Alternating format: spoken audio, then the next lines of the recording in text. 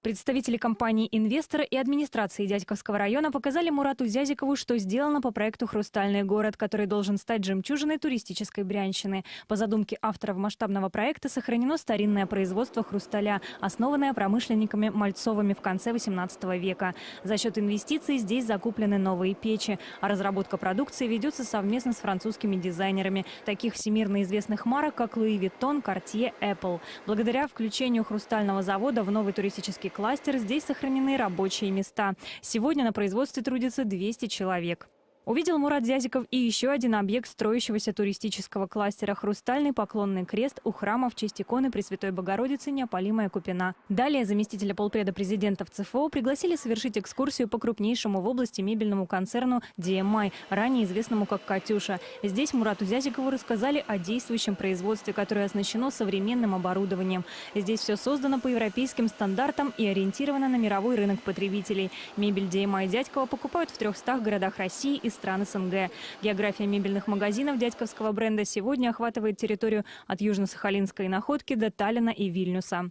Современнейшее оборудование, современнейшее производство. Если не быть здесь, вот скажем, это можно подумать, что это самое высокотехнологичное, самое такое инновационное, самое конкурентоспособное европейское производство. На самом деле очень много наименований продукции. И что очень отрадно, 300 городов нашей страны, СНГ, получают продукцию. То есть уже есть магазины, не говоря о том, что там в самом Брянске.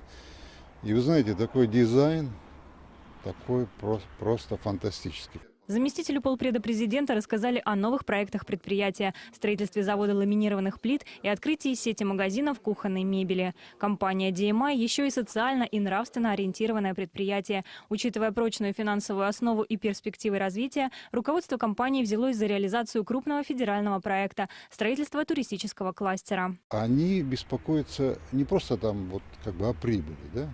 Они вкладывают инвестиции в будущее. В будущее, вот то, что мы говорили, там и парковая зона, там и вот хрустальный завод, это будет еще дальше, реконструкция бывает, там и детские площадки, там и будут досуговые места, там и будет и школы, то есть и дороги. Вот, продумано очень все детально, скрупулезно.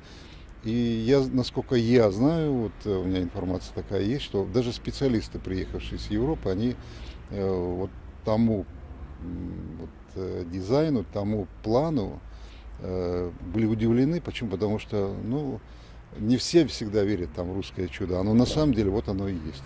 Александра Седачева, Евгений Седачев. События Дядькова.